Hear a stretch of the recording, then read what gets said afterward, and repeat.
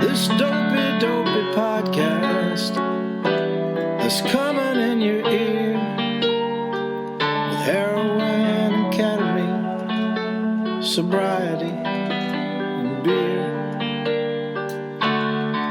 Dave and that other guy, you know, the hot one everybody wants to fuck. Just thought I'd throw in a visual for the listeners. Now you know. Good luck. So pull up a chair, start the car. Let's get on the road. Hey, let's go. The Dopey podcast is starting up. Welcome to the show.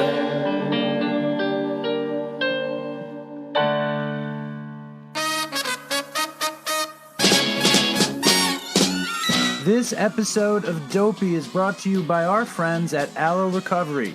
At Aloe, they have over 675 years of combined experience and expertise working with those who suffer from addiction, from the initial crisis intervention all the way through the detox, inpatient and outpatient treatments, levels of care, to aftercare and alumni services. They provide evidence-based drug and alcohol treatment that really works, including life skills building and experiential, effective guidance in creating and maintaining healthy and lasting recovery.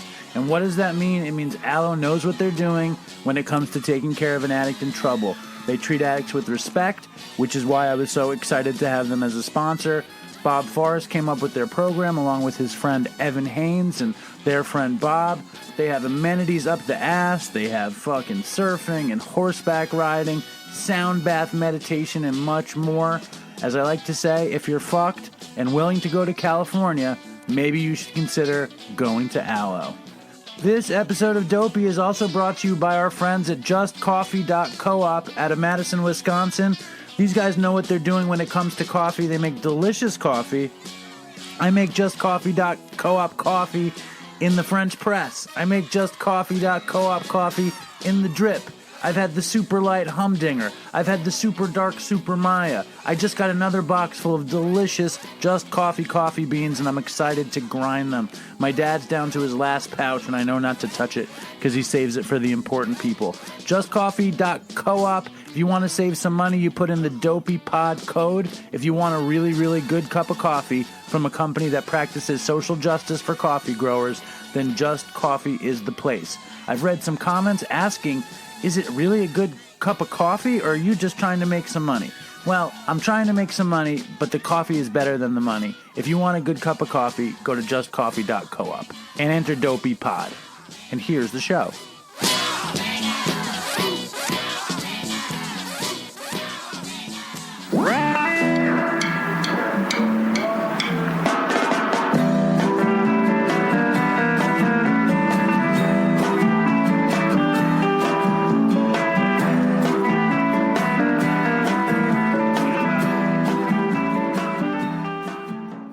Hello and welcome to Dopey, the podcast about drugs, addiction, and dumb shit. And I'm Dave, and I'm extremely excited. We just crossed the 2 million download barrier. I'm actually wearing my Dopey Just the Head, black on black, long sleeve shirt to celebrate this accomplishment. And I feel really great about it. I've heard from a bunch of people in the Dopey Nation. Thank you for all the nice messages. That's awesome. It does make me think about Chris. I've been listening to a bunch of old episodes, which I've been totally hesitant about doing until now. And it's very beautiful, but it's also incredibly sad. I don't really have much to say about it except that we're going to be obviously celebrating Chris this summer as we get to the anniversary of his death and his birthday, Christmas. But as for now, I know Chris would have been incredibly just over the moon for 2 million downloads. I know when we started making the show, we never, ever thought we were going to get that far. Or maybe we did and we just didn't know what it would look like. I was listening to an episode today where we were talking about like the first 200 downloads. And the first 200 downloads were so magical. And when we first started getting emails and just hanging out, you know, it was me and Chris at my apartment on the Lower East Side before me and Linda got back together. and you could hear the fish tank bubbling in the background. We would do 4 episodes at a time, so it was very much like hanging out. And I definitely missed that the most. The other thing that just occurred to me when I was listening to it was just how innocent and sweet Chris was. Like, he was really funny, and obviously he did a ton of drugs, but the reason the show was so great was because of how innocent he was, and how, like, aw shucks he was, and how open he was, and how smart he was. I remember I was listening to another one just now, and it was the end of an episode, and he wanted to end every episode before, Toodles and all that stuff. He wanted to end every episode with, like, a weird drug fact. And the first drug fact he did was about somebody in Africa, I think, who, after you shot up heroin, somebody else would draw your blood with a gigantic syringe. And Chris loved talking about gigantic syringes. Like, that really, warmed his heart. And the idea was that somebody could draw blood out of you and put it into the next person and get them high, which is, of course, a crock of shit. But Chris loves stuff like that. And it really, really made the show great. I love Chris. I miss Chris. And there will be multiple Chris tributes over the summer. Before we get on with it, I want to read you something I just got on the train today. And I love getting emails, and I love getting messages from you guys, and it's a real community that's being formed, and you guys are really special, and it means a lot to me. So I'm going to read this to you. I just got it. It says, Dave, bro, I love your podcast. My name's Pat LB. I live in a little town outside of Vancouver, Canada. Really long story quick. I could not quit fentanyl, but my addiction did not start with opiates. I did almost every drug. I drank every day because it was the norm where I grew up. My father did not like me until I became his drinking and using buddy. Talk about confusing. So after using and selling every upper and psychedelic through my teens, I was finally introduced to my Queen Joy, sweet Percocet. I found out that I can do ecstasy and coke and drink nightly, conscience-free, hangover-free, if I had a handful of Oxy for the morning. It wasn't long after that I realized fuck hangovers and just stopped drinking altogether and used Oxy and Xanax full-time. Soon after that, the Percocet and Oxy connections dried up. They got too expensive and I was lost. I thought, okay, I guess this is where people get clean or move on to heroin. I did neither. I found this guy who sold green Oxy 80s. I should have known something was wrong when the guy gave me the first 4 for free. I was like, score. Why they so cheap? I had never heard of fentanyl, but fuck man, the pills were good. They did the trick, and they were at least half the price, sometimes 3 times cheaper. Ridiculousness. I can barely type this. I don't know how I've survived. God don't want me dead yet. Or God don't want me yet. Haha. So, about a couple months ago, I'm listening to Omar Pinto's Recovery Revolution, and he plugged your podcast.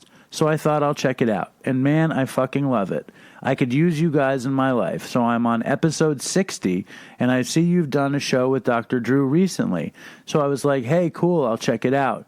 Bad fucking idea. First thing Drew says is, now that Chris is dead. Like, what?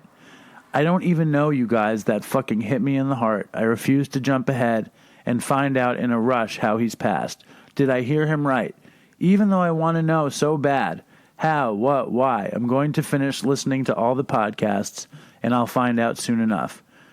After years of struggling in silence and relapsing over and over, countless overdoses, waking up with piss pants and puke and burn on shirts, I finally found a methadone program.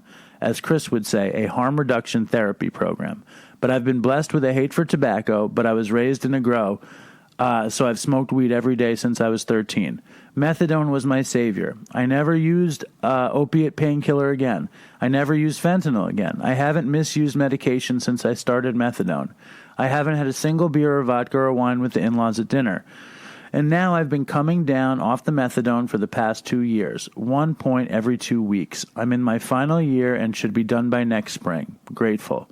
I am so fucking blessed. Full disclosure, I know people in recovery hate weed, but I did not quit weed. It's next, my last crutch. I know that's fucked, but this world is fucked and I'm weak and couldn't quit it all at once. The shit we spew. Anyways, that's a bit of me. Keep the show coming, please. Be very proud of who you are because you are one cool dude. Thank you. You guys will never know how much you've helped me feel normal in this fucked up world. Thanks, Dave. Thanks, Chris. Thanks, Todd. Thanks, Dopey Nation. I have found my people. And thank you, Pat. That's a beautiful, beautiful message. And I think it says it all, really. And it's like, yeah, I always say shit about people who aren't 100% sober or taking this or that. To be honest, I don't care. Everybody should do whatever makes them happy. I just want to see people be happy and joyous and free, and mostly free and happy. You know, that's the one and two. And for me, it happened with full abstinence because I can't use anything a little bit. It's not how I am. And this is an exciting episode because Chris, who had terrible, terrible taste in music, had a really good idea about 2.5 years ago. He heard a song by an artist named Osborne. The song was called The Mind of a Junky, and we were at my dad's house, and he played it for me, and he was like, we should get this guy on the show. So like 2.5 years ago, we started trying to get Osborne on the show. I had my friend trying to get him on. I tried to get him on. Finally, I don't know why, Osborne agreed to come on. He's this amazing singer-songwriter, guitar player out of New Orleans, and he came on the show and talked to us. And then we catch up with my buddy DK after that. So stay tuned to a very, very, very beautiful 2 million plus download episode of Dopey. Here's Osborne. And just so you know, the sound quality with the Osborne interview is not great, but stick with it. It's an awesome conversation. So here he is. All right, this is very exciting. About 2 years ago, Chris, I'm in my dad's house, by the way. About 2 years ago, Chris came to me with a video of this dude in a van singing a song called Mind of a Junky. The dude's name was Osborne, and it was amazing. And I've kind of been courting to get you on the show since then, and finally we got Anders on the phone. What's going on, man? What's happening? Everything's good. Everything's good. You're in New Orleans, huh? Yeah, I'm just chilling at the house. I'm getting ready to do some recording this week, so I'm thinking I'm getting the lyrics straight and making sure I have enough coffee. I got stung. I'm allergic to bees, and yesterday I got stung. Here, check this. Talking about dopey stories. This is a sober dopey story. Me and my wife, we have bees in our backyard. We got like 80,000 bees, and we're taking care of them and making honey and all this. And I've developed a bee allergy. So I've been to the ER four times in a year, dude. It is the worst. So I go into the shock. I smack myself with a needle. Pound. We go downtown. And so last night it happened again. I'm like, ah. So I drive down there, and then you have to sit in the ER, and they jack you up. Not only the Benadryl and all that, but they give you so much steroids. So I woke up 40 times all through the night. Finally, at 6, I gave up, and I look like a tomato, and I go right between I love everybody and I think I'm going to kill everybody. That's the emotion I'm riding right now. It's really beautiful. All right, well, that makes sense. And that sounds like a very addiction-heavy story. You've got the emergency room, you have a needle, you have vacillating feelings.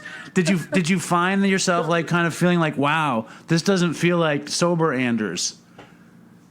No, it totally. When I was in there, that's exactly why I brought it up. It's like somehow these little moments, they show up anyway. They just keep showing up.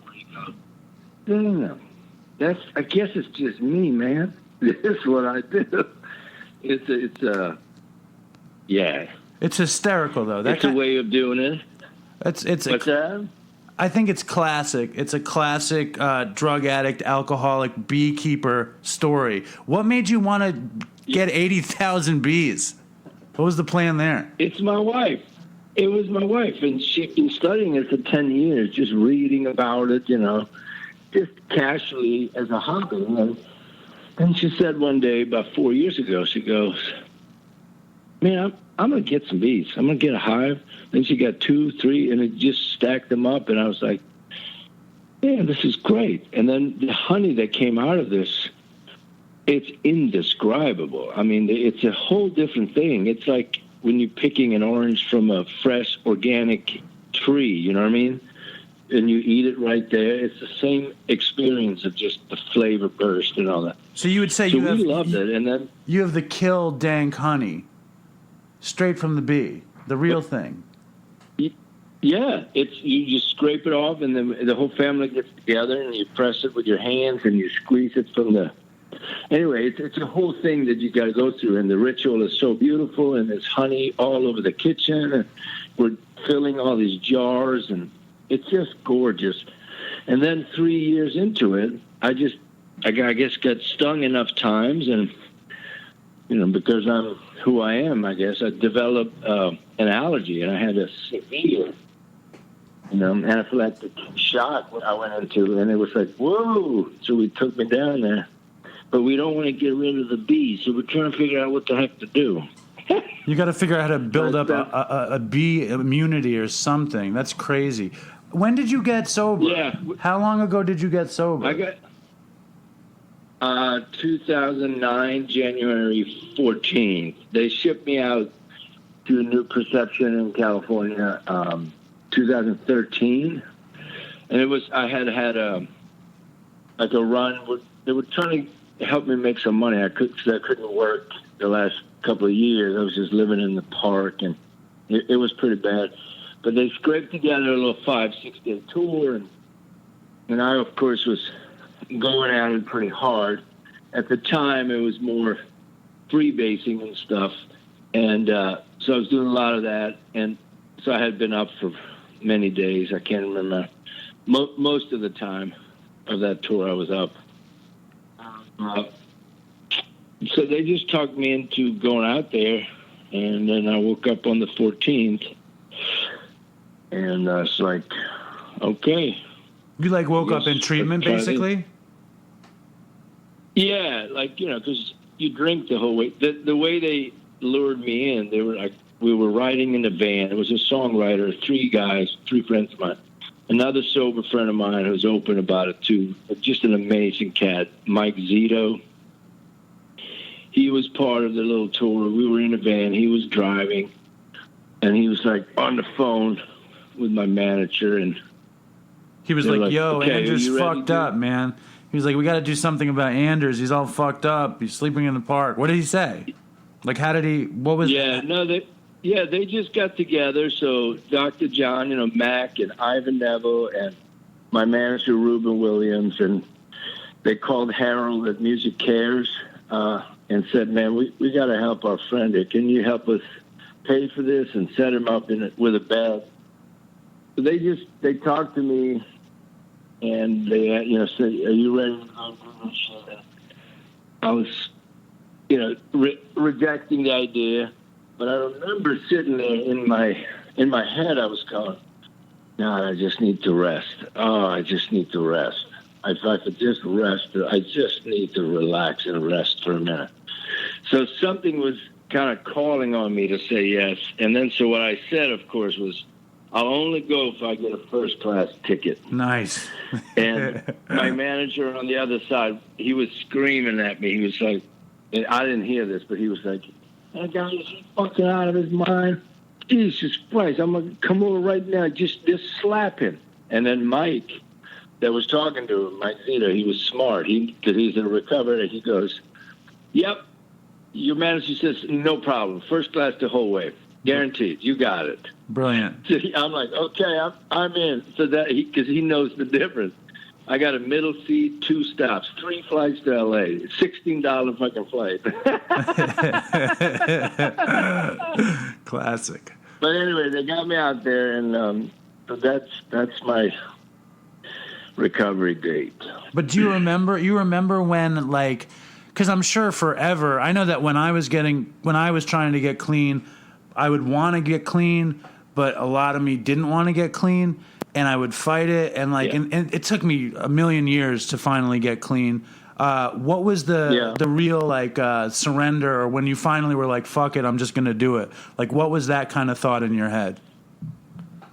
It was about 3.5 weeks into the treatment, program in there. And in the beginning, I was just like, I was really not going to do it. I was just going to risk my and go back home. I couldn't wait to get back and get into my great life that I thought I had.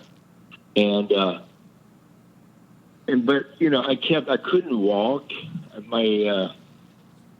The DPs were so bad, I kept shitting on myself, and it was a bad scene. And I'd say about 3.5 weeks into it, I sat up in that little twin bed. It was 3 grown men sitting there in our PJs. And I looked around, and all of a sudden, there really is, it was very, very clear when the moment happened. And it was just like a movie inside, like a film starts playing in my head. Yeah. And every single freaking thing I had done, every bad thing I had done since I was 13, 14, especially the period with my kids where I left them at school, I didn't pick them up, I was doing really bad stuff in the little kid's stall on the mother, and father-daughter dance. Like, it was just every little thing. Wait, Anders, what kind of bad stuff were you doing at the father-daughter dance? I was freebasing in the kid's toilet stall. Oh my goodness! While she's 6 or 7 years old, waiting for me to come out of the bathroom so we can keep dancing.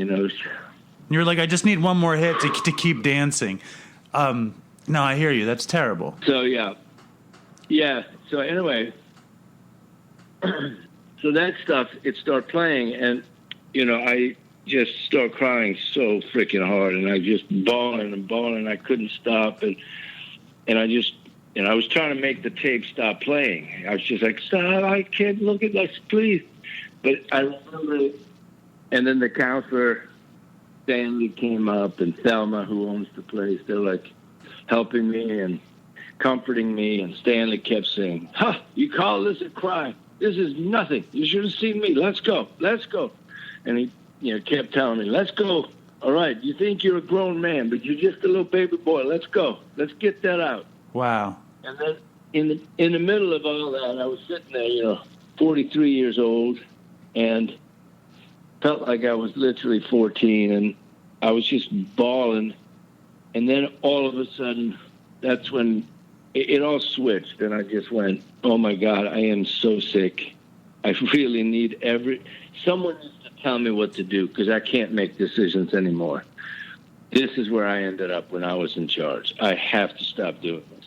So that was like, and I knew everything was, it was like, it was completely different after that. And it has been different. As freaking hard as it is, every single day, even 10 years into it, there's a lot of times when, that addictive personality is just, he's a pain in the butt for everybody. Right. But it's still, I just knew that, I had missed a very essential part of what life is all about.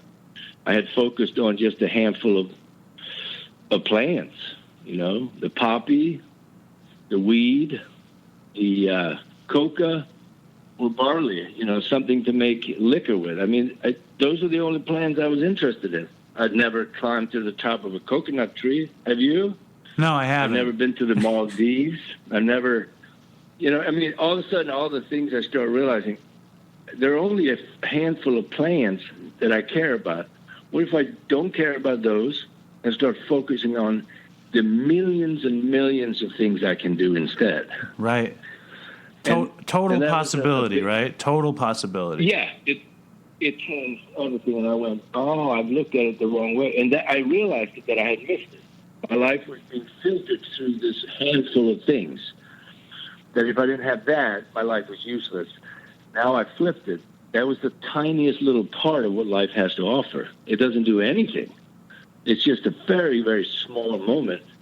So it felt like, okay, that chapter's gone. That was like an introductory to a book. Let's start reading the freaking book. It's so funny, though, because I remember when I was young and I started using, I always felt like there were infinite possibilities from using substances. Like that was the initial thought. Yeah. Like there's so many things that can happen, and so many adventures, and so many different ways of looking at things. But then 15 years later, 20 years later, it all got boiled down to the same one, and I realized I hadn't done anything either. So I mean, that story is like it's very perfect. And then as a musician, I'm an amateur musician. I'm an amateur songwriter. I love music. I love writing. I love playing. But I didn't really get anywhere with it. I remember when I started using, how much I would love to play high, and how much I would love to. I remember like when I had a bad heroin habit, I would, if I couldn't get to a nod, I would just pick up my guitar and do some shitty dope, and I would find a nod just because I would get lost in the playing. And eventually I just put down the guitar, and I put down everything I loved. And when I got to sober and I could pick it up again, it was just a blessing. I was just psyched that I could play. What was it like for being such a high level musician? Like, did you play when you were high? Like, what was the difference between sober and high as a musician?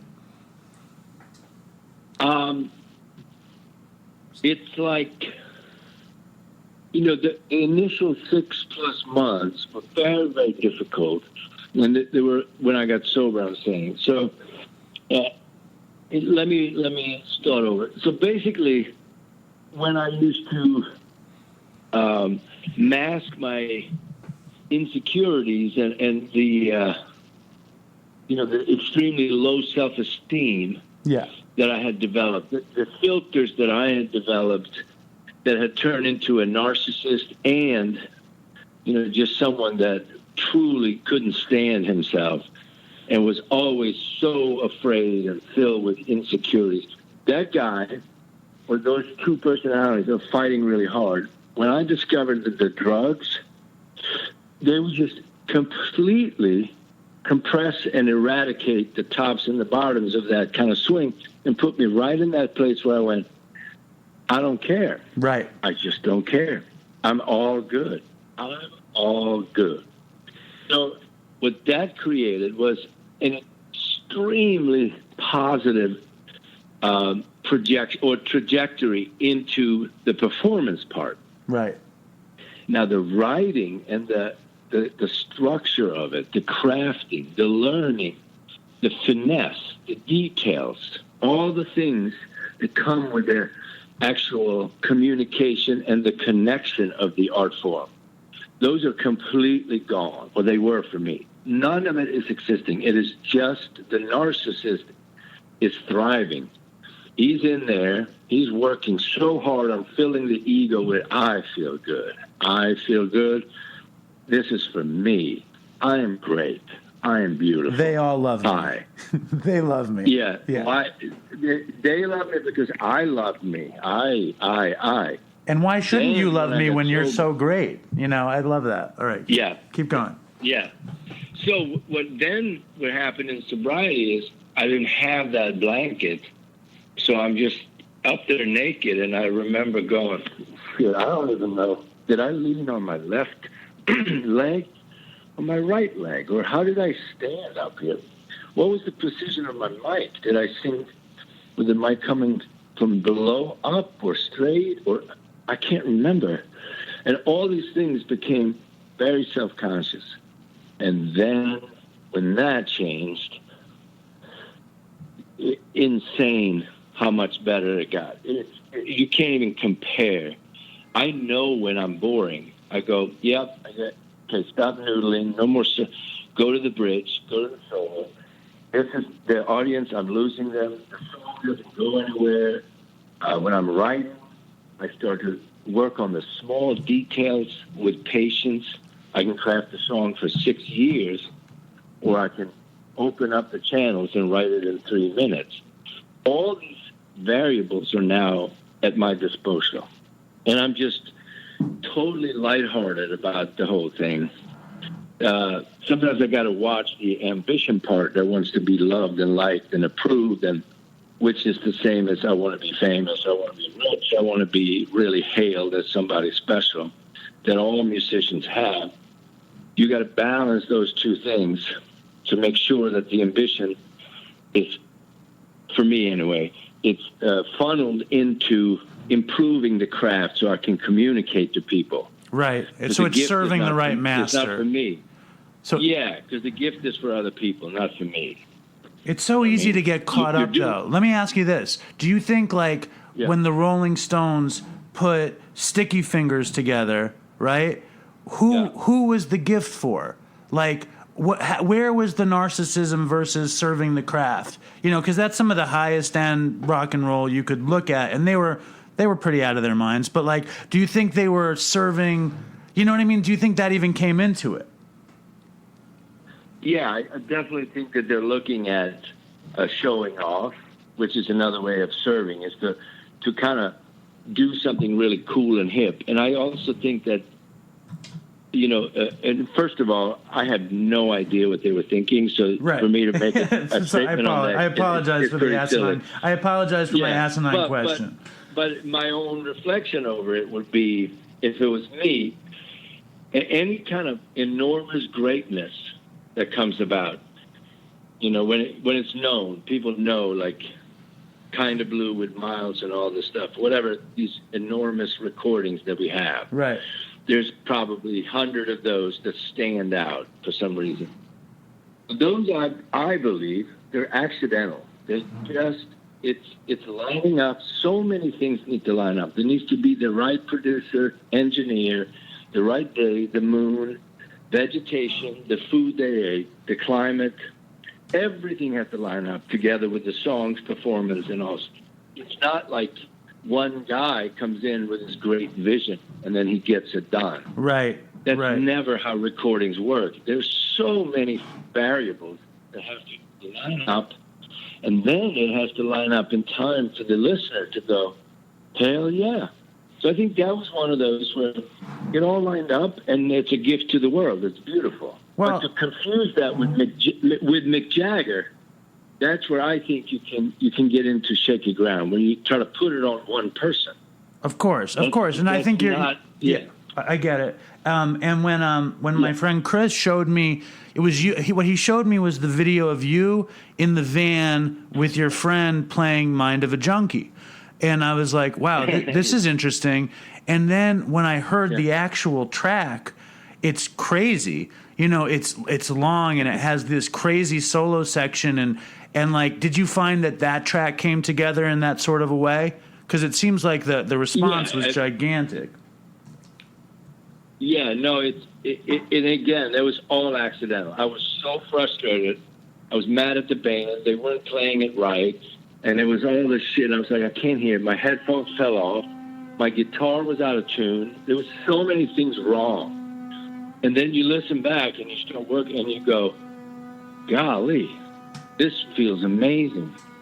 And then you kind of realize that something happened because I wasn't aware of what was happening or something. I don't know. You get lucky. But yeah, I love that track.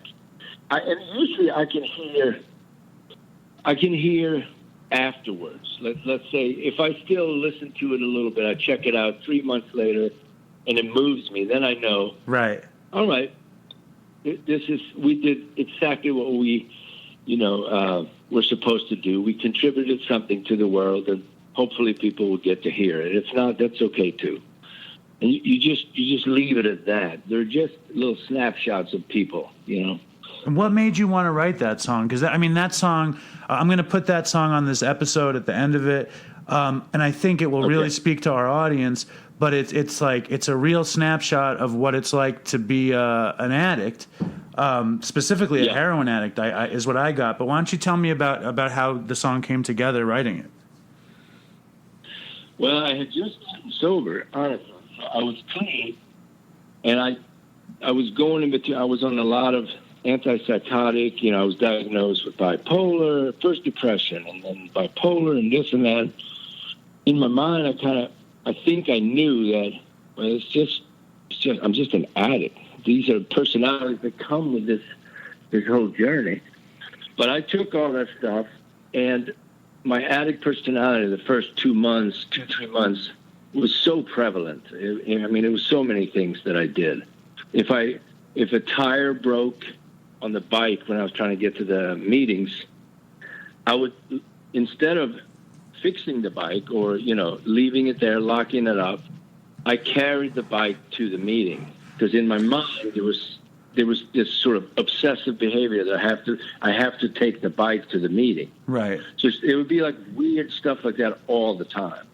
So I was sitting with that really heavy addict mentality, and I was reminiscing about where I was just 6 months earlier. And so I start writing this thing, and I had the chorus idea, this beautiful major kind of pretty thing. And I had that idea, and something came up, and then the lyrics, and then I started writing the verses, and it was all about, we're working on, and I was using we're working on a mansion on the hill, and blah, blah, blah, blah, blah, blah. And I started playing it for my wife, and I said, what do you think? I love this chorus. It's so beautiful. And I had kind of worked out the words to that, most of it. He goes, yeah, but the verse, what is that? That's not how you are at all. I said, I'm not? She said, no, why don't you write exactly how you are all through the day? And I said, really? She goes, yeah. So and it all came just flowing out of me. And at the end, I went, holy shit, this is really kind of too exposed. But my wife said, that's it. That's right. How you are. And I went, okay. And then I could never have foreseen that people would be so, enjoying the song so much. I really didn't know. You I thought it was you really lay it down, though. I mean, it's just you really put it out there what an addict trying to be in recovery feels. It just starts. I'm nervous. I'm sweating. I hate to make amends. Bunch of opinions. I'm always made of fence. No, I'm always on the fence. Yeah, I don't know. The lyrics, I just Googled it, and it came up made of fence. Sorry. Yeah. I'm always on the fence, pissed off and sad at the same time. Please, somebody save me from my crazy mind. The whole thing, my favorite was I ain't got no appetite, but I still overeat. I mean, that's the best. It's everything that we do, and the reason I think that it was such a groundswell of love is because we go through it. You know what I'm saying? It's like it's a song for all of us, and it's beautiful, and I love it. And I also listen to. Thank you. I've been listening to Fool's Gold, and I love that. I like Flower Box. I'm getting into your stuff, and I'm really enjoying it. And I notice your new record is called Buddha and the Blues. Buddha and the Blues. Yeah. And I had a guy on last week who was talking a little Buddhism, and Buddhism is starting to come into Dopey a little bit. How affected by Buddhism are you? Well, I think the Buddhism itself, I wouldn't claim that I'm well versed in it, because it's, there are people that really know it. But what I love is, how do I put it? The last 6 years, I meditate really, really, really frequently. It's been the game changer for me, is to learn as many different ways and approaches to finding my authentic self. To basically the desire for enlightenment and self-awareness and an awakening.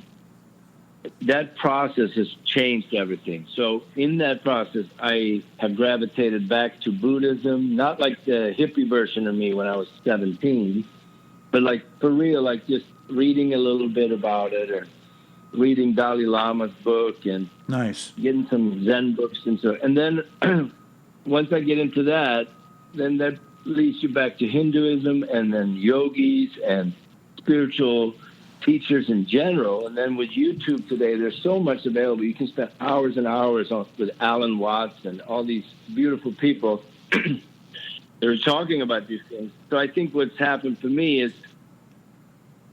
there is or I have received a glimpse of the fact that this is a mind creation, and the ego is just one part of my makeup. There's a mind, body, and spirit. The three components of us need to be in balance. And that's what's been off, especially through the addiction years, the 25 plus years of living so hard, in this fearful state where I was afraid of myself and everything in the world. And I just wanted to be loved so badly and accepted that I forgot that I am already loved and I'm already perfect. My purpose is not what I do. My purpose is to be me. Right. I am born, and therefore I am that. I am this. This is who I am. And that's what I'm supposed to be. I'm not supposed to be something else. I'm not supposed to be a mountain climber and show off, or be a musician and be famous. I'm supposed to just be me. And then all the other things become activities that I do to enjoy myself and to help other people, to be of service of some sort. And so, to answer your question, Buddhism brought me back to all these things that I think most people at least have a sense of all through their life, but we replace it with drugs, alcohol, sex, food, entertainment, and so forth. Right, whatever we can cram in there, we replace it with. Did you ever read that Herman Hesse book, Siddhartha? Yeah, it's just gorgeous. That was my first introduction as a teenager. That's why that's great that you brought that. I love that movie. I love that book. It's like the greatest book. It's like the greatest adventure book, and it's like so It's just so soulful. It's such a beautiful book, and if you guys are listening, you should totally check out that book. It's amazing. It's really, really life changing. Yeah, in such a gentle way. Yeah. I always I read it every X amount of years, and my Chris used to read it every X amount of years too. And I think I'm going to read it again. I also love how Buddhism, I'm not a Buddhist at all. I just love that book, and I know that I'm a Jew from New York that works in a deli, so I know that life is suffering. You know what I'm saying? So, don't tell me otherwise, mother. Exactly. No, it is suffering, man. It is suffering. Totally. But I also love the corollary between recovery and Buddhism and discovering. My favorite thing about my recovery this time is really discovering the great reality within, like what you were talking about, being myself. And what a joy and what a freedom it is. It's amazing. It's miraculous. It is. I'm sorry, I didn't mean to cut you off. I'm just excited. I'm excited that we're vibing. I'm cutting you off.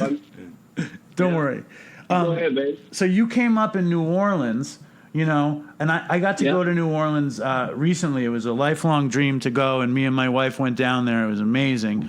But it's it's a real dark city. It reminds me of a kind of soulful, smaller, southern New York because there's so many different things happening, It was it's very happening, and it's very, but it's dark in that it's mystical and magical, and the music is just dark harmonies, minor harmonies, just cool shit everywhere. And I imagine there's a ton of alcohol. There's obviously a ton of alcohol. It's embedded in the culture, and getting fucked up is kind of embedded in the culture, right? Yeah, it is. There's a celebratory aspect that I think it stems from both the decadence, things of the past where people with a lot of money, affluent people, would have their sort of I guess it'd be everyday decadence, and then from hardship for people working really hard, everything from slaves and just blue-collar, hard-working down at the ports and salespeople, that you develop a system of making sure that you have some sort of relief all the time. Right. And so everything has been. Now, this is just my 2 cents. I don't have historical or any expertise on how this came about, so take it lightly.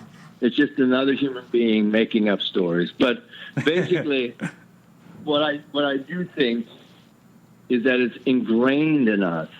But I think that's not just here. The difference here is that it's celebratory, and that can be deceiving. All of it it's about kind of, yeah, let's get together. Yeah, let's meet for drinks down there. Okay, Friday brunch or Friday lunches become these 3-4 hour, sittings at Galatoir, if you have that money. Or somewhere else, you spend 4 hours just sitting there drinking and eating and talking. When you meet somebody at the grocery store, you literally, oh my God, I haven't seen you in 3 years. How you been? Oh, you got, yeah. Or they're going to college? That's great. And boom, it's an hour and 15 minutes later and your ice cream has melted in your cart. I mean, it's like standard. You just do that. And I think that is the specific thing with New Orleans. Some people have visions and dreams of coming down here and drink themselves to death in the French Quarter apartment. I get all that too, but it's more the gladness of the heart that we're searching for. That's always been, connected with drugs and alcohol in some sort, right? And the entertainment and the music and so forth. But what I think is a big issue, and this is global, but especially in the Western world, I am happy. I drink or smoke weed or whatever. I feel so good. Let's go to the beach. Let's get a Corona. Let's have some dinner. Let's have a glass of wine. After dinner, let's get a little drink. I feel sad. I have a drink. So every morning I go to sports events. Let's have a drink. I do this. I have a drink. Family reunion, Christmas, Thanksgiving. Bam, bam. They just we don't realize that we have been brainwashed by a company that needs to sell their product. Right. Okay? And it's happening to weed now, too. I see it. It's medicine. It's medicine. It's medicine. It's going to be healing. It's going to be healing. And what they don't understand is that it is healing, but the strains, there are over 600 known strains of cannabis, and one strain will completely cure colon cancer, but not kidney cancer at all. So they're studying this, and right now we're only aware of, this is an Israeli science lab, I think it's in Tel Aviv, and they've been doing many years of studies on this. They only have about 50 strains that they have, really put some time into. And now what we're doing is just a general of the CBD oils and all this stuff. It's just a general of a bunch of different, you know what I mean? Anders, we're talking about imbibing in New Orleans, and now you're fucking talking about 600 cannabis strains in Tel Aviv. What the fuck happened here? It's the steroids. It's the steroids, bro. That's funny. What I wanted to know. Take me back. No, we're here. We're good. I think it's funny. But what I wanted to know is about like living soberly in New Orleans. Like, is it challenging? Like the drug culture, that shit. Is it challenging? Okay, great. Okay. You with me? Yeah. I'm here. I got you. I just laughed at myself. I couldn't believe it, how far out I got. My wife complains all the time. Said, "What are you talking about now?" Well, you're a kind person that I could bring you back, and you can laugh at yourself. That's really the root of sanity, is to laugh at yourself. That's my whole sanity. It's just I couldn't believe how far out I got. So, living sober, you said? No, I mean like New Orleans, like sobriety in New Orleans, because it's such a get down town, Yeah. Okay. Well, you have to change friends and you have to change habits. I'm not going to lie. There are moments when it's a drag. I gotta say, it's definitely a thing. But like sober anywhere, you get up earlier, you go for walks and exercise, and you eat better, and you go to meditation. Stuff. You do different things, and then you start meeting a lot of people, anything from normies to sobriety recovery people and go to meetings, and you just develop a different network. But even though we're in the middle of it, maybe during at Christmas, the holidays are really kind of rough. Right. First of all, it's just like so much pressure and stuff. And then there are all these Christmas parties and get-togethers, and it's a lot of intensity. So I usually go to a bunch of meetings in December. Right.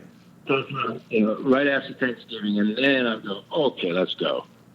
But I think it is pretty tricky. It's like you said about New York. It's everything is linked to the party, intoxication. Right. Yeah, right. party. And you're supposed to be intoxicated. That's part of the culture.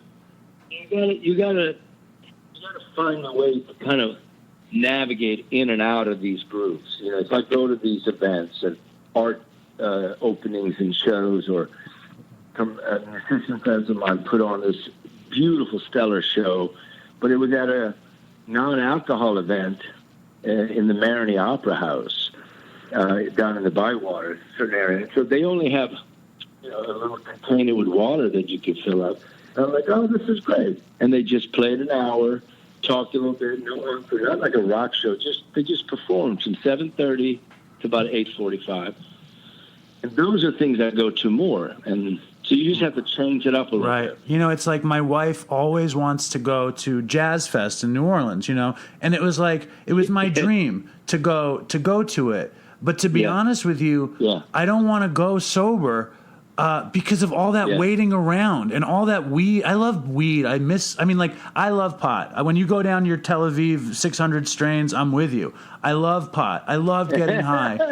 And I don't love standing around a festival waiting and smelling bud. Like that I don't love that feeling. And that's challenging for me, those moments. Yeah, it is rough. It's really tough. And 10 years into it, it's still tough. I still have exit plans and enter plans. I'm going to show up at this time, and I'm going to leave around this. Right. And as soon as I feel this way, I'm going. Right. But it doesn't bother me like it used to that I have that. That's just part of my life now. I go, that's fine. But it definitely is. You see these people having this very simple and a quick off switch. They go. They're stressed. They get parking. They drive. Blah, blah, blah. They come in, drink, off. They're all, you can see it in their eyes. Boom. They're there. Right. They're so done with the day. We don't have that. Right. There's no freaking off switch. Right. Whatever we do, this stuff is still just spinning inside. I'm like, God damn. So I think that is what that environment does to me. It makes me see so clearly that I don't have the off switch. So I try not to be part of that too often because it's irritating. No, I hear you. Do you think, though, when you play, does the off switch kind of happen? Like you get lost in playing and, that kind of thing? Sometimes. I'd say meditation and running. Like I like running 4 or 5 miles in the morning. Those are the two things that, like working out or something, but especially running. I get a lot of dopamine flowing. And I think those two are the best off switch. Music is still, it's my job for 35 years, 35 years. So there's a lot of thinking and crafting and designing the nights for the other people. Right. But I have moments where, I lose myself maybe 5-10 minutes through the concert where we're completely lost and it's beautiful. But most of it is I'm keeping an eye on everything, making sure audience is with us. Right.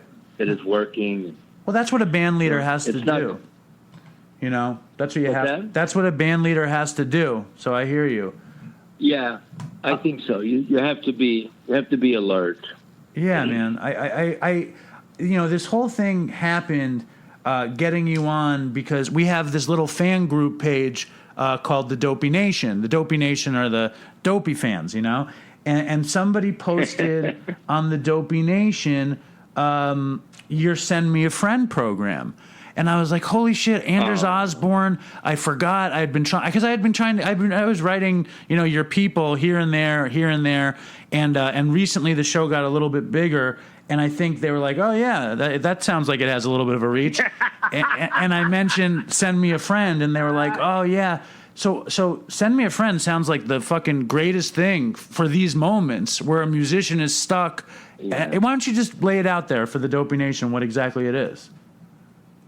Okay, so the idea came a few months into my sobriety. First, I've been told, at the rehab and all the counselors and people that I talked to said, you should probably take a break from playing. The environment is pretty sketchy for you. Take a year or two, do something different if you can. And I remember going, what are you talking about? I barely finished high school. I don't have a degree. What am I supposed to do? Like, I was stunned by the idea of it. So I'm like, no, I got to hit the road. I got to make some money. My house is in foreclosure. My wife doesn't want to be with me. I'm bankruptcy. Like, all this stuff was just, I'm like, I got to hit the road and see if I can at least save the freaking house. So it was just a different environment that was being suggested to me that I thought, this doesn't make any sense. So I went back on the road and I started playing. And then I realized this is difficult. Holy crap. I know what they're talking about. Right. Then I shared at a meeting, and these two burly... Here, wait, hold on. Anders, hold on for 1 second. My father has 6 phones, and they're all ringing. Hold on 1 second. Hold on. It's my cross to bear. Fucking...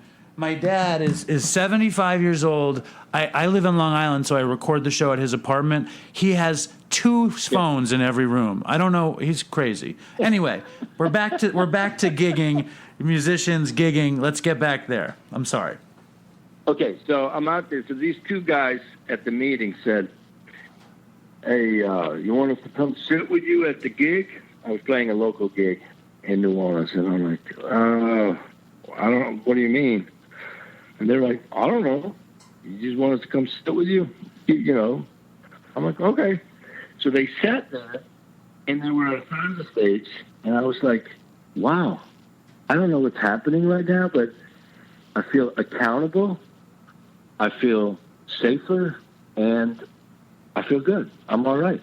And they didn't say nothing. They just sat there. And then that started to kind of percolate in my mind.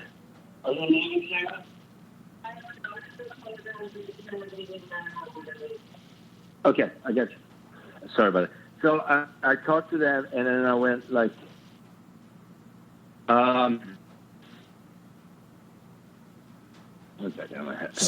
you're safe at the show, the fellowship of the people being with you. Right. So then it percolated, and it kind of stayed with me. And then all of a sudden I went, what if I find some people that know how to do this stuff, start some kind of foundation, some sort of organization where we set up a data bank with all these, like people in sobriety, we vet and we get something going where they can come out to the trumpet player that just got sober, that works on Bourbon Street, and he has no backstage. There's no tour manager keeping the drunks away. He just has to sit right there in every set break, 6 sets a night. He needs someone to come sit with him so he can at least have a coffee, talk to someone, so he can go back to work, support his family. Or this, cocktail lounge female singer, she's singing and blah, blah, blah, same thing. So I started looking at this blue-collar musicians that had it even worse than I had. Right. And then I went, what if we design something like that, where they show up half an hour before the gig and go, you want to go back to work and you just got sober or something? Great. We're going to send somebody. Let me see who's in your area and who's available. And then they stay maybe 30 minutes after, make sure you're packed up, you're ready, and then, okay, thank you. And then they leave. That's all. They're not getting you sober, not taking you to meetings. They're not, none of that. You're just keeping you company. I brought it to my friend Bill Tate. Yeah. The most incredible thing about it to me is that it's going to help the person who comes to the show just as much as it helps the musician. Right. And that's what we've learned. As thousands of people start signing up for this, and we're growing, and we're helping people on tour all the time. And now we're looking at how do we expand the vetting so we can be even safer? How do we expand basically the footprint that we can make and talk to Live Nation and huge festival promoters and have them just have us be part of this so we can really help these people. And maybe you have 30 years sobriety, but you're having a shaky year. Your wife just died, and you're out there, and you can feel it lurking. Right. You can call us as well. So we start So we founded the board. We got the board and the foundation's up and running, and we're just kind of a year and a half, 2 years into it. We're developing a new app. We got an app through Sober Grid, but it's still through them. They've been very helpful. Now we want to do something on our own, so we're doing fundraisers.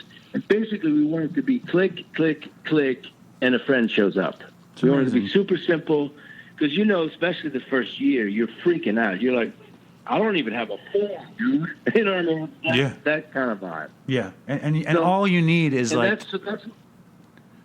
just to talk to somebody is what you need. Exactly. That person that comes and sits with you. So that's what we did, and it's been really, really gratifying and rewarding to see, each person that we help and each artist that gets a little support. So we're doing our part the best we can. I think it's beautiful, and it's a lot of that is like a similar concept to why we did Dopey, which was just to be able to keep addicts company, so they'd have something to listen to that kind of reminded them of themselves or what they've done or where they've been or whatever.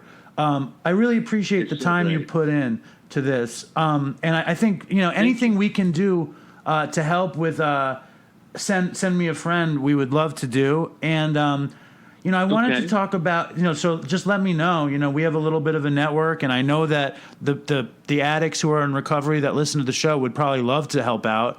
Just write me an email if you want, Dopey Nation, and let me know if you're interested. But I mean, I'm sure they would be. So maybe we could be of use to you. Would love it. And then love it, man. I wanted two more things before I let you go.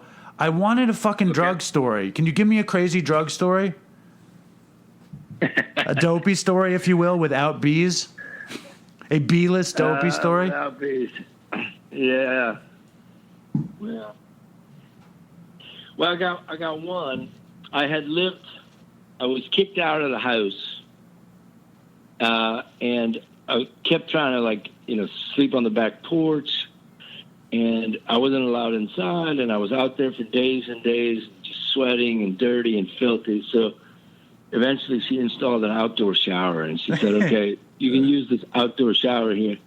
Well, one time my poor wife comes out, and I've been naked for days out there just running around, and I had this old medieval sword, and so what I had started to see were these hallucinations, and they've been going on for days. And I can describe these people to you, but I started to see these people.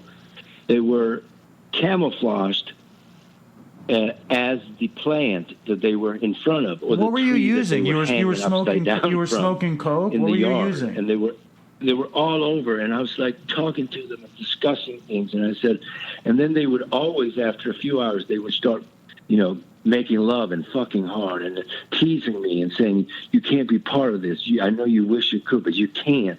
And I was like, come on, man. Come on down here, right here, so we can do it together. No. And they would keep floating around and moving.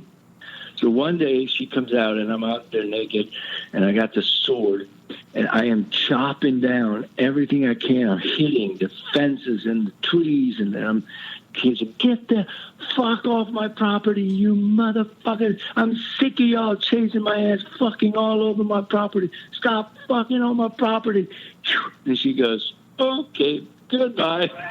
So that's one story I had. Andrews, what were you on for that? You were smoking coke? Was that your freebasing crazy psychosis? What was it? Freebasing and sometimes speedballing, so go in and out, Right. Thank you. Yep. That's a crazy fucking naked. It's Naked and Afraid meets Lord of the Rings meets Game of Thrones in your backyard. So on Freebase, I appreciate that. Now, before I love it. Before I let you go, I just your friend and one of my heroes, Dr. John, just died. And he was an amazing musician, amazing junkie, amazing person in recovery. Did he have an impact on you? Oh, it was a huge influence, even before we became, friendly with each other.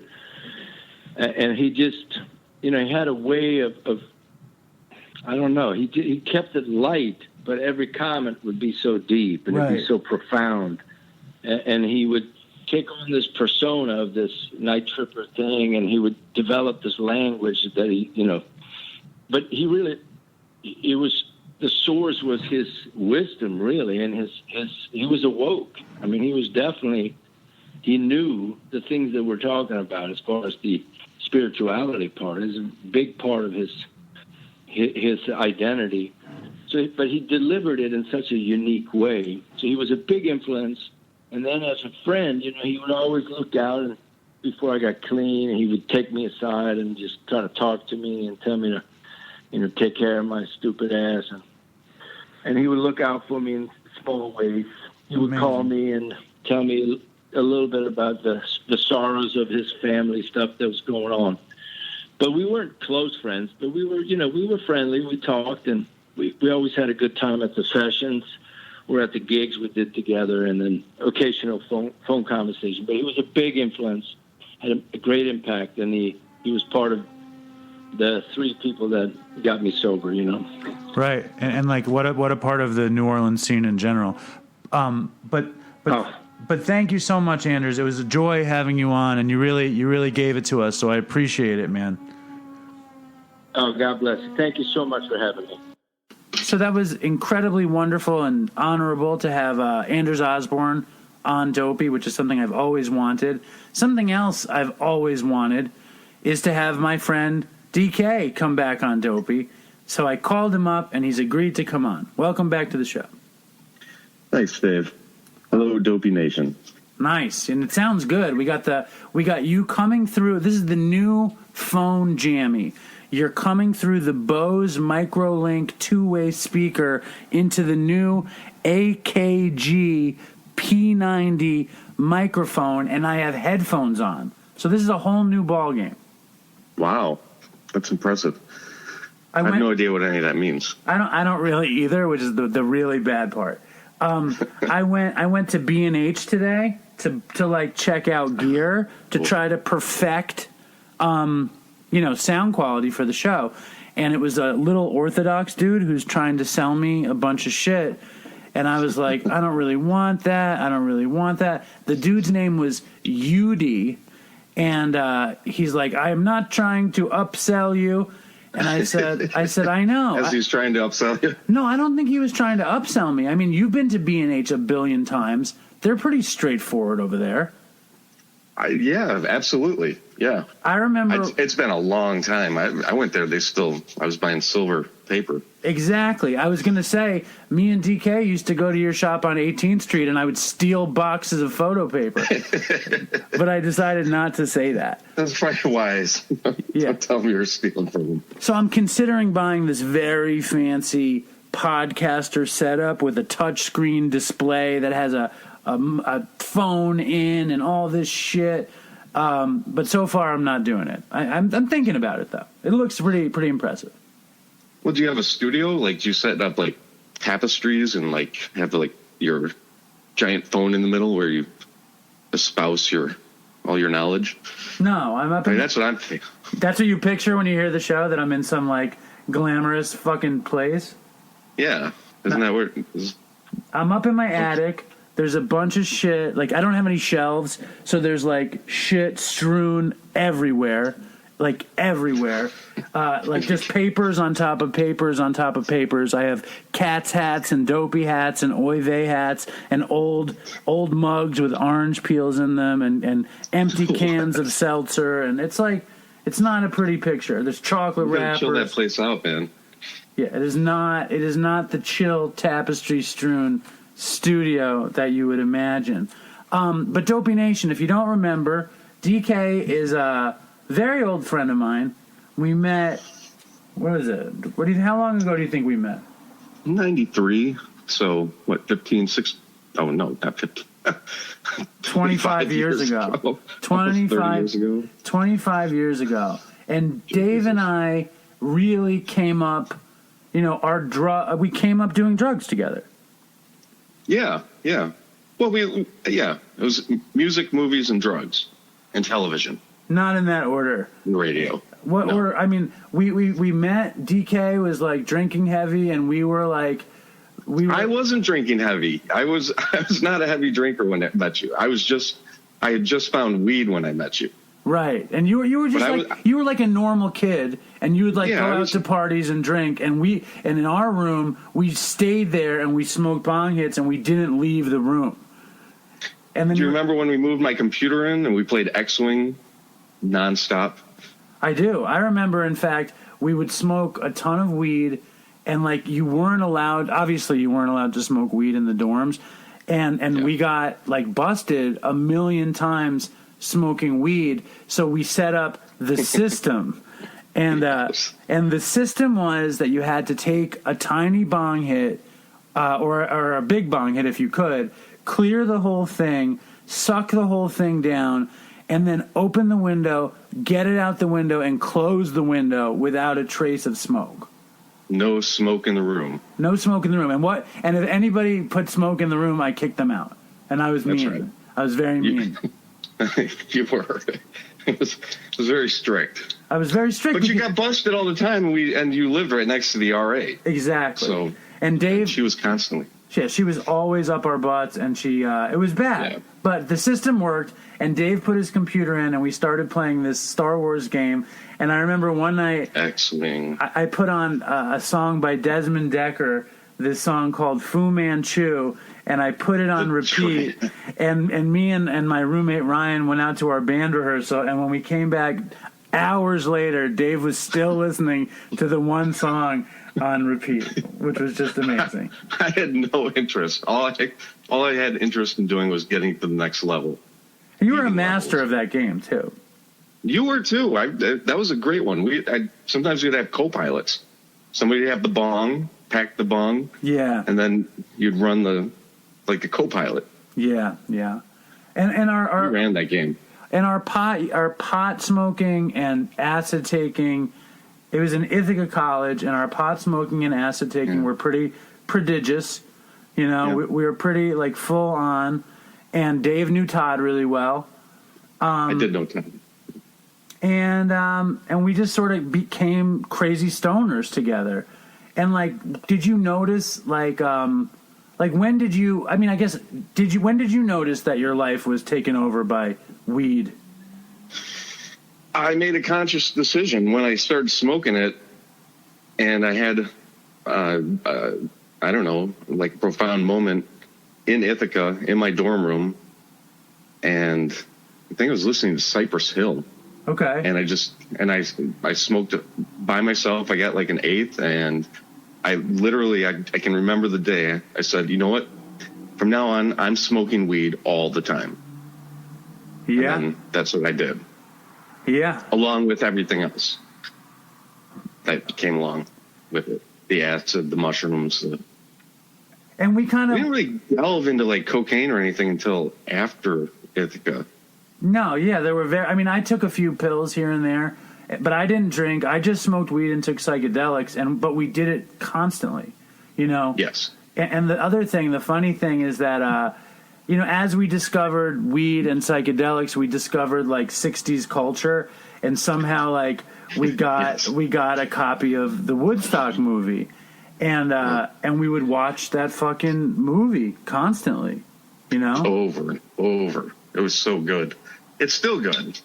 Well, the other night, what inspired all this was the other night, I was flipping through the channels and I see the Woodstock director's cut is on cable. So I took a picture of something and I sent it to Dave. And what did you say? It was the dude doing Kundalini yoga. Yeah. It's like a bolt of lightning is going up your spine, man. I take it's like doing drugs. Did you ever do DMT? You have done DMT. It's kind of like DMT, except without the drugs. Did you ever do DMT? I didn't. I know you did. I got to do DMT. But we probably watched Woodstock enough times that we were at the festival for like 6 months. That's how much we watched Woodstock. It was like never ending Woodstock. And to finish your story, when you called me up the other day, it was What's the band? The guy. That's just the funniest line ever, where he gets up to the mic and he goes, 10 years after. This is all I'm coming by helicopter. And that's... And then he rips into some insane blues jam. But that was like basically like you have weed, you have Woodstock, you have reggae music, and then you kind of have like, you feel like you're, you know, Dave was an artist. He's an amazing photographer. He was an aspiring filmmaker at the time.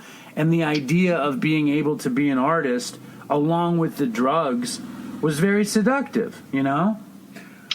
Yeah, that's what you wanted. You wanted the whole thing. You wanted to be a rock star, kind of. Well, but I think you wanted to be an artist. And I think that the way the bud hit your brain was it showed you like the beauty of art and real possibility and like what you could do, you know, because Dave was one of the best photographers I ever knew. Just took amazing pictures, and then we wound. You took great pictures too, though. Yeah, I could take okay pictures, but you were better, and you were better at printing, and you understood composition, and it was and like Dave and I got busted. With weed, and I transferred out of Ithaca to Purchase. I got suspended, but I transferred before the suspension hit, and Dave took a semester in Los Angeles, and then we met up again at art school in Purchase. We both developed heroin habits kind of independently of each other, really, right? Yeah, I think so, because I was with Jenny. I was living in White Plains, and you were in... Where were you? I was in Manhattan. When did yours develop? You were in Manhattan? Well, I think we developed the habits at exactly the same time. You were using the same dealer that I was using. We just didn't get high together too often. Yeah, I think that's it. Although we did play a lot of N64. Do you remember 1080? Oh, yeah. I remember doing a lot of dope in me and Jenny's room and playing 1080. Yeah, I remember doing that in Manhattan too. And then I had gotten a job working as a sort of like a TV producer, TV host, and I would hire Dave to shoot video for me. And in the beginning, we weren't addicted. We interviewed KRS-One, and we interviewed Pavement, and we interviewed Built to Spill, and we hadn't gotten our habits yet. Man or Astro Man? Remember Man or Astro Man? I do. That was a fun interview. It was like, but we were still not heroin addicts. But then after we became heroin addicts, that whole show went to shit, and our friendship went to shit. And we would go to shows, and I would always be like, Dave, do you want me to get you some dope? And he would be like, nah, man, it's all right. I'll be all right. Or I think he would want to take like a moral high ground. You know, you were like, no, I don't need it or something, right? Do you remember? No, I think I just didn't have any money for it. And it was like, I want to stop. I didn't want to keep doing it. But I remember it was, you were smart enough that you would see ahead and you'd be like, you know, I'm going to be in this situation. I'm going to need it. I'm going to get it. I wasn't that smart. I would say, I don't need it. I'm done. I can go do this thing by myself. You know, I don't need anything. And then I would get there and I'd be like, fuck. Yeah, well, There's no way I could do this without any dope. I think for me, what it was that I knew once I was addicted to it that I always would need it, and that I was not gonna ever not have it. And that's why I was such an addict for such a long time. Like, that's like the opposite of how Todd used, and kind of the opposite, I mean, how you used. You know, you would find yourself sick on here and there, and you would just be like sleeping or whatever, and then you'd get it. But I made sure I had it every day. And I remember, I think it was 99, there was this hippie festival in Bridgeport, Connecticut called Gathering of the Vibes. And it was like all these jam bands were playing, and I knew it was going to be fun, but I knew it couldn't be enough fun if we didn't have heroin. You know, like, I just knew we were going to be sick. And I think that, you know, the cutthroat junkie thing had developed a bit, and I had a huge habit, and I was making good money. You know, so I like brought a ton of dope, but I was like, dude, do you want me to bring you dope? And you were like, no. And so when we got there, you were like, give me a bag. And I was like, no fucking way. And we got in this huge fight. But then I think I wound up giving you like a half a bag so you wouldn't get sick or something. I sort of remember that. Do you remember that? I do. You were sympathetic. It was, but I was an idiot for even going without it. And you I think at that point, and maybe I'm wrong, but I think you'd kind of almost had enough of me. There was times you had stuff scheduled, like interviews and whatnot, and I wouldn't show. Oh yeah, that made me crazy. Yeah, that made me. I never had enough of you as a friend. Maybe I had enough of you as an employee. What are you cooking eggs over there? What do you got going on? I gotta feed the cats. Jesus, do you know how sensitive this high-powered microphone is? No, I have no idea. You heard that? I could hear. I thought you were like taking out pots and pans. All right, I'm going to read an email. You listening? Okay. You listening? Yeah. It says, "Dear Dave, I'm writing this while I sit in my local pharmacy in a small New Zealand town where I'm sitting with 2 8-milligram Suboxone tablets under my tongue. I'm a 33-year-old afflicted geezer with a 19-year on and off history of addiction, debauchery, and dopey shit. Much more on than off, if I'm honest. I was born in London, England. I've spent time both using and sober all over Britain, England, the Gold Coast, and Brisbane in Australia, and in San Francisco, Manhattan, and now New Zealand. I found your podcast 3 weeks ago on Spotify, not long after commencing the latest in my 16 or so attempts at sobriety. I relapsed 3 months ago after getting 1 hard-earned year under my belt. What a wanker I am. Anyway, I'm on Suboxone again because I'm trying to keep my current job, which is pretty sweet and pays quite well. I have a beautiful partner who has somehow put up with my shit for 8 long suffering years, and a 5-year-old daughter who is my absolute world and who I love more than I thought I could ever love anything or anyone. I also own the house we live in, hence my not wanting to lose my job and deciding to go on the Suboxone. Now I'm once again trying to get my life back on the straight and narrow. I started looking at recovery-related stuff, including podcasts, and found yours. I fucking was hooked from the get-go, man. I have no one I can talk to who can actually empathize with my shit, so I find listening to you incredibly cathartic. It's like listening to an old friend I never knew I had. I'm up to episode 107 so far, and it's been an awesome whirlwind ride. I love the banter between you and Chris, and I'm so fucking sorry to hear he's no longer with us. Another fallen comrade. There are no monuments for dead addicts. I wish there were, because some of us burn so bright while we're here, like saints with track-marked stigmata. But we tend to get forgotten, despite the fact that sometimes a few of us rise and stand for something, like you and Chris. Anyway, if you're ever in need of some straight dopey material, then I'd love to oblige. From snorting dope and smoking cigarettes on a Cathay Pacific flight from London to Auckland, to getting arrested and detained in Hong Kong on criminal damage and reckless public endangerment charges with a half ounce of smack and 110 milligram Valiums wrapped in a condom up my ass at the time. I actually have a recording of that. I'm going to play that later.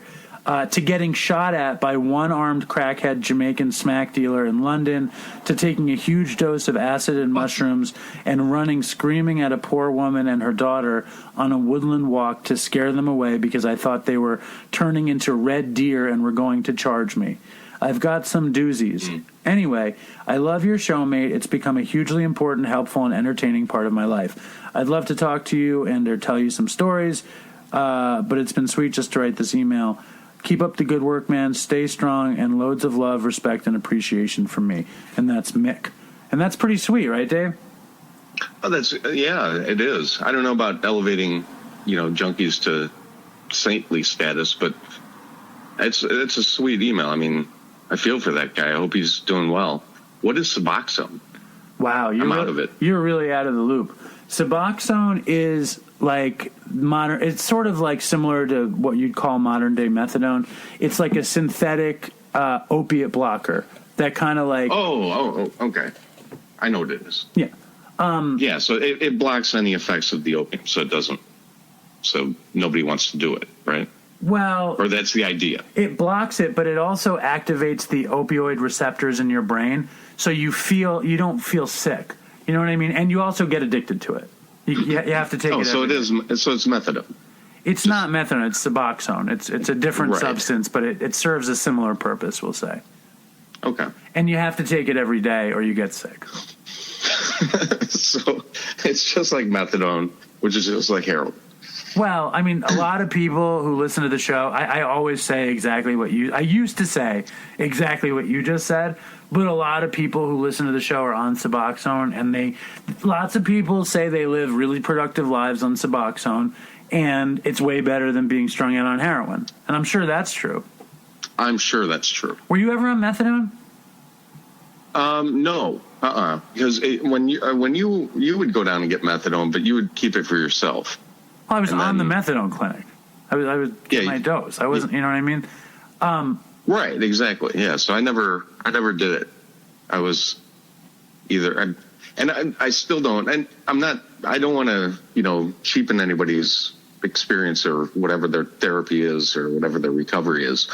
Whatever keeps them active and somewhat healthy and living and keeping their house or, keeping their job and making sure they're good parents and taking care of their children and their loved ones, then, I guess that's what you got to do. Personally, I see some futility in it. It seems like you're just replacing one with another, but, what do I know? Well, I mean, everybody's an individual. Yeah, you have your own problems. Mr. Exactly. Mr. Judging Suboxone addicts. I'm not judging. Jesus Christ. No, I'm not. No. Hey, Dopey Nation, I'm not judging any of you. I think you're all fantastic, and everybody has their own. You're scared for the Dopey. Their own you're path scared. in life. You're scared of the Dopey Nation turning on you. No, but I don't want them to. No, of course not. No, I care about all these people. I mean, I don't know them, but I don't wish anybody well, or I don't wish anybody bad, and I wish them well. And if Suboxone, if it's methadone, don't do smack. If you're shooting smack in the arm, you're probably not going to live very long. And I'd rather see them live than not, because we see what happens to our Todd. Friends. Yeah, exactly, Yeah. exactly. And Todd never even shot it; it just fucking killed him immediately. And last week was the 1 year anniversary of Todd's death, which I don't shut up about, but it's just mind boggling, It is. It's sad Todd's not here. It's horrible. And the other story that I wanted to attempt telling is because Dave and I, we've been friends a long, long time. And like I said, our friendship barely. I mean, I remember when I copped that last dope and you left. Dave bought the dope. Dave was like, I have X amount of money and I'm driving home. I need to buy dope, and you bought me dope because I got the dope. You know what I mean? And I gave you yours, and we went our separate ways, and it was bad. You know what I mean? We didn't talk for a long time after that. But I remember before that.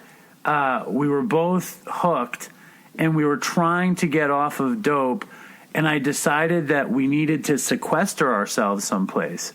So, and my parents had a house upstate. We subjected ourselves to about maybe 8 to 9 hours of hell, of absolute pure hell.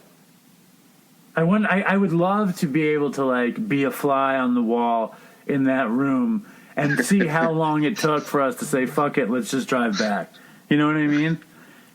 I feel like it was 10 hours. I feel like it was almost 24 hours, but I'm sure it was 2 or, it may have been an hour. And we were both fuck this, we're going back. And did we go to a rainbow gathering on that trip? Yeah, man. We're playing Funkadelic. Yeah. We're driving through. Yeah. I thought we were schooling all the old hippies. Yeah, yeah. And then that's where that dude. He had he must have herpes or something all over his lips. Oh, that's the funniest story. He wanted to share a pipe with you, and you're like, "No, dude." No. And that's when we found a chillum. No, that's not what happened. Chillum? I had gotten a chillum, and if you guys don't know what a chillum is, it's this clay cylinder that the idea is you put it between your fingers and you smoke it out of your hand, so your lips touch your hand, and you burn the top of the weed in the chillum, so you don't touch the end of the pipe. And I love that thing. I bought it at like a dead show at Madison Square Garden, and I had it forever. That thing, you remember that thing, that clay one with the tree on the side? So we're smoking weed with these fucking hippies at the Rainbow Gathering, and this little dude with fucking, he had like pointy ears and like, he was like a hobbit. Yeah, and he totally like a syphilitic hobbit. He totally had herpes, and he takes the chillum and he puts his mouth on the chillum, and I was like, dude. You know, I was like, I remember your face. You were just like, what the fuck are you doing? But I don't think you said anything to him. I think it was just like this look on your face. You were just devastated that this. His lips were all fucked up, juicy, and like with boils. And yeah, I may be dramatic, but no, he was like a little Middle Earth type creature. But I think that we had a lot of crazy adventures, and you know, it was miraculous that we both got off of heroin. And it took me a lot longer than it took you. And Dave has a beautiful family and a nice life, and you know, that's worth mentioning. You know. Yeah, and it's worth it. I mean, sometimes you get stuck in that pit and you can't see out of it, and it's hard to imagine anything but the pit you're in. Right. But when you're out of it, and you can kind of look back at the pit after you've left it behind, I think it gets easier. I don't know if that helps anybody, but I think you knew once you stopped using drugs that you didn't want to use drugs again. Like that was like you had gone so far that you couldn't imagine ever going back. 100%. I have no interest in doing anything. None at all. Right. I don't want to eat pills. I don't have any interest in any of it. So before we go, I want to play, it's from that same guy, Mick in New Zealand, and a little Dopey voicemail. You ready? You want to hear it? Yeah, absolutely. All right. Hello, Dave. Hello, Dopey Nation. This is Mick here, and I thought I'd just flick you a message with some dopey shit. So here's a little story that happened about 15 years ago. I was 20 or so at the time. My dad was about to turn 50, and he decided to have his birthday party in New Zealand. Now we're from London in the UK originally, and but Dad had a lot of friends who'd moved over to New Zealand, and he knew some New Zealanders as well through his work, whatnot. Anyway, so he wanted to have his big birthday party in New Zealand. He's going to come over here for a few weeks, and he asked me if I wanted to come. Now, I'd been talking about doing some backpacking for a while, despite at this point already having had a monster heroin habit for the last 3 years, since I was 17. But I thought, well, I'll get clean in New Zealand. Why not? I'll go there and I'll detox while I'm backpacking. It'll be great. I won't even notice the withdrawals. So my mate, who I had a sort of business with at the time, Robbo, we were self-employed. We did like window cleaning and maintenance work. And he was my drug buddy at the time and my partner in crime, other various nefarious junky activities. And he said, yeah, let's have a crack at getting clean. So we booked our tickets to meet Mum and Dad in New Zealand, and we got some weight. We got half ounce of smack, and we got about 110 mil diazepam, Valiums, and we got some Zopiclone. And the plan was to wean ourselves off over, a few weeks to nothing, a low final dose, and then get ourselves through the rest of, the withdrawals with the benzos. So my aunt, God bless her, she paid the difference to bump us up to business class for the flight. And the flight was London to Hong Kong, with a 3-hour stopover in Hong Kong, and then Hong Kong to Auckland, New Zealand. So the night before we had a typical thing, fucking party up, and then the next morning we started the day with a monster fucking hit of dope. Said goodbye to the needles because we weren't going to try and take needles over. I wrapped the smack up in 2 parcels, one big parcel and one little parcel, wrapped them both in condoms and shoved them up my arse. Rob took care of the benzos. By the time we got to Heathrow Airport, we were fucking already trolleyed. We'd washed down a few benzos with some rum and had the monster hair gear. I think we smoked a joint as well. And then get on the plane, sort of borderline blackout at this point on the plane. We fucking just off our tits. So this is the whole plan is crashing and burning before it's even started. I'm stealing bottles of wine off the stewardess's food trolley as it goes past, and so I can't help stealing when I'm on benzos. And I was smoking cigarettes in the toilets, and they smell it, so they come and they tell us off because they think it's us, because we're the loudest, most obnoxious fuck-ups on the plane, sitting with all these suits and posh people in business class, two total fucking recalcitrant, horrendous junky fuck-ups, hanging out with the rich people. Anyway, I remember this. I went to the toilet about 6-7 hours into the flight, and I snorted a line of gear. I pulled the parcels out of my bum eventually, and I opened the smaller parcel because that was the plan. That was the small parcel was to get us through the flight. So I cracked that one open, chopped up a line on the toilet seat and snorted that. And I had a knock on the door, and I remember this through the blackout. I just opened it, and I don't, it could have been anybody, but I just somehow thought, that must be Robbo, and fucking thank God it was, because I opened the fucking door and there was, the half ounce sitting there plus the little bit we'd fucking bought for the journey. Anyway, I swapped with him, and he went in and chopped himself a line and fucking smoked a cigarette as well, and I swapped with him again, and I had a fucking cigarette, I think, in there again, and went back to our seats and drunk some more wine. And Rob, at this point, passed out, and he's woken up with a jolt, and he's kicked out and broke the TV screen in the seat in front of him, smashed it. And by this point, they've had enough of us, so the stewardess gets the co-pilot. He comes out and tells us they've radioed the police in Hong Kong, and they've had enough of us. So we get held on the flight, we get held on the plane when it lands, and the police come on, and they take pictures of my hands, both our hands, and I start shitting myself now because I thought they were taking pictures of my track marks. But it turns out they weren't. They thought we'd punched the TV, so it was photographs for evidence or whatever. So they take us down the police station. They give us, in the Hong Kong airport police station, they issue us a letter saying we are permanently banned from flying with Cathay Pacific and we're under arrest. We're being charged with criminal damage. And I think it was something like reckless public endangerment.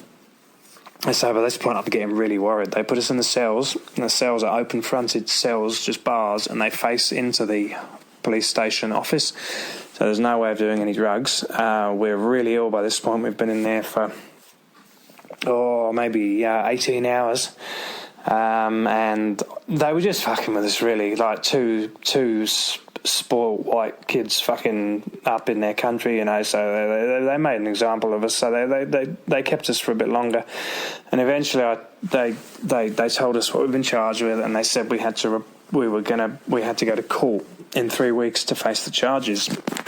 So by this point, I was getting really, really massively sick, acute withdrawals, and I talked the police officer into letting me pay bail if I could, because we had no cash on us, but I said to him if he could take me to back to the airport, I could withdraw the cash and pay bail. So he said okay. He took me back to the airport. I withdrew cash. It was equivalent of about $300 US each for bail, which we paid. They told us our luggage was in storage at Hong Kong airport. They gave us a receipt for that. And he wouldn't give me my cigarettes back. I remember because we were charged with the smoking on the plane was part of the charge. He wouldn't give us the cigarettes back because they were evidence, but I talked him into giving me a cigarette. So we desperately rushed back to the airport, which was about 15 minutes from where the police station was to the terminal.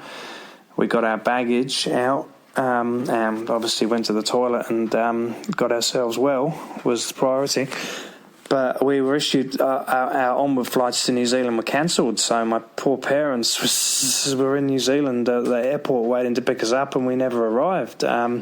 So they were terrified. They didn't know, no one knew anything, so I managed to get a phone call through to them and told them a hugely embellished lie about what happened, which just painted myself as a total victim, which of course I wasn't. I was a fuck-up junkie. But so the plan we then came up was with, well, we've got to stay in Hong Kong because we have to go to court, and so we've got all this money in the bank to go travelling. So why don't we live it up in Hong Kong for a few weeks? So that was the most logical thing. We can get a cheap flight with Virgin back to London, a lot cheaper than getting a flight on to New Zealand and then having to get back home after. So we stayed in Hong Kong. We ended up staying there for about six weeks because when we did go to court 3 weeks later, the reckless public endangerment charges were dropped and we were just fined roughly the same as our bail money. Roughly equivalent of our bail was what we were fined for breaking the TV screen in the on the plane. So we got off, but anyway, I've dragged it on. I'm nearly at 10 minutes. Fucking hell, this is way too long. So anyway, I'll send you another voicemail with some stories about what we got up to when we were in Hong Kong, because they are just the fucking creme de la creme of my dopey shit. Like this what's happened so far pales into insignificance compared to what we got up to while we were in Hong Kong. So I'll send you another one next week with all the gory details about what we got up to while we were there, if anyone is interested in listening. But thank you for listening so far, for your patience. I'm not the best storyteller probably, but anyway, lots of love to everyone out there. Stay strong, Dopey Nation. I love you all. Thank you, Dave. And keep listening. I know I will. And I'll speak soon. So thank you, Mick. That's a crazy fucking dopey story. What'd you think, Dave? It sounded like they had a great plan. Like they were going to detox while they were hiking. You know, they had all the drugs they needed. Right. They had a whole complete plan. It was like a better version of our going upstate to kick story. Yeah, it's a good kick plan, but the kick plans never go well because eventually you get sick. Yeah, no matter what. You think the ween is going to be some like feather drifting down to earth, but it's never like that. Never. It's horrible. It's hell on earth. Which is why I always recommend going away. But I do appreciate that voicemail and the email. Mick is obviously very much the real thing, you know. And I just got a note on Instagram from somebody who said in the last episode, you don't know this, but in the last episode, a woman from the BBC interviewed us because they're going to do a piece on Dopey on the BBC. And this guy... the guy said, my dad was on the show, and the guy said I was too rude to my father, which creates a bad show for an English person, that they can't handle such impoliteness. And I'm kind of freaked out that maybe I really did have a terrible example for this English woman. Oh, you think you were you rude to her? No, I was rude to my dad. I was totally rude to your dad. I was totally rude to my dad. I'm always rude to my dad on the show. Always. What'd you say to Alan? I said a lot of bad stuff to him. I always do. It's part of it. It's like that man's been through a lot. I know. You're right. And I think this is where I'll take a moment to say this. I'm sorry to my father. He's been through a lot. But I think it makes the show better when I make fun of him on the show. I really do. It's like you have to keep the show going, and you need some fucking, it needs to be funny. And my dad is good at being the fall guy. You know, he knows I love him. He knows I'm grateful to him. And I think the English reporter knew it too. But anyway, thank you, Dave, for coming on. I do appreciate your time. And, we went through a lot together, right? We have. We still are. Right. I don't think we're done. Well, we're done with some of it, you know. We haven't. Yeah. I mean, we had that last Dopey story where we road trip to Trapp, Pennsylvania to see our friend's band. But you didn't even smoke weed on that trip, right? No, I was stone cold sober. Yeah, it was you, me, and Todd. Me and Todd were smoking weed, and you were stone cold sober. But you smoked weed when we got there with all those fucking hippies, and you freaked out. Yeah, it was a mistake. Yeah. Anyway, So at the end of the show, we say, stay strong, Dopey Nation, and fucking toodles for Chris. You want to say that? Yeah, stay strong, Dopey Nation, and toodles for Chris, and peace, love, and for Todd. Yeah, man. Miss you. Yeah, definitely. All right, Dave. Thanks for coming on, man. Yeah, man. Thanks for having me, Dave. All right. Got to do a double ending because it's the 2 millionth download, and we got to thank some people. 2 million downloads is nothing to sneeze at, and it's because you guys love the show, and the show means something to you, and the show means something to me. When Chris and I started it, I didn't realize it would become so important to so many people, and that's really special to me, so I appreciate that. I want to thank you guys for listening. I want to thank the Dopey Nation Facebook administrators for taking care of Dopey Nation Facebook. That's Andrew and Paulina and Leah and Catherine. I want to thank everybody in the Dopey Nation group for participating. I think that's awesome. I want to thank that guy David Mescalini, I hope I'm saying his name right, for inspiring me to use Soulfinger on this show. I want to thank Sam for all of his hard work and guidance and advisement on how to make the show as good as it can be. Sam is crucial to the shows these days, so thank you, Sam. I want to thank Brad. He fucking edited the DK piece, and Brad also came up with the whole show, and Brad is always a phone call away to help out and guide the show, so thank you, Brad. And he also listens to the shows. Usually he's asleep by now, but thank you, Brad. And yes, I stole the show from you, so sorry. Thank you, Cormac, for Reddit. Thank you, everybody on Twitter. And, there's something else. Oh, yes. We got tons of new stickers. If you guys want any stickers, you Venmo me at Dopey Podcast. If you want fancy stickers, you should just send me $15 or $20 with your address. If you want cheapy stickers, send me $5 to $10 with your address.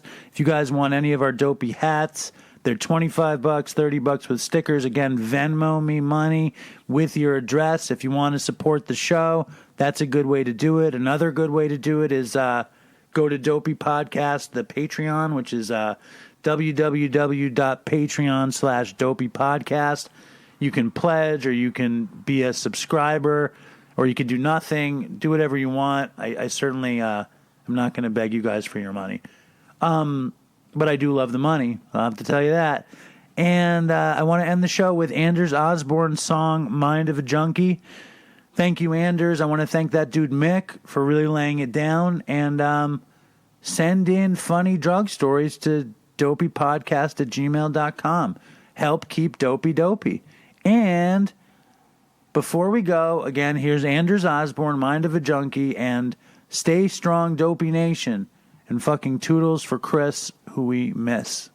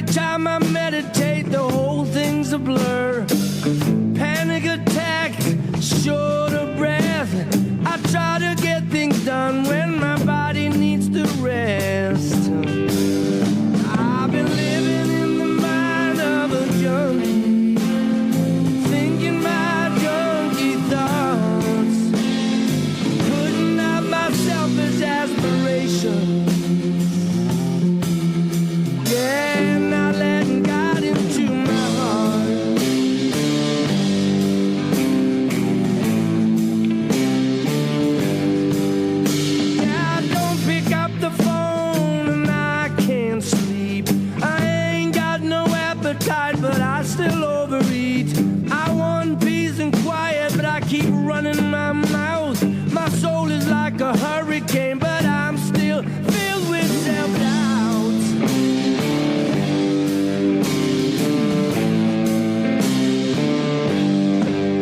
Yeah, I hate the way I look and my ego's always bruised. I isolate myself and I get some more tattoos. Always running late so I can't make any plans. I'm preaching about stuff that I don't understand. I've been living in the mind of a junkie, thinking my junkie thoughts. I'm putting out my selfish aspirations. Oh, I'm not letting God into my heart.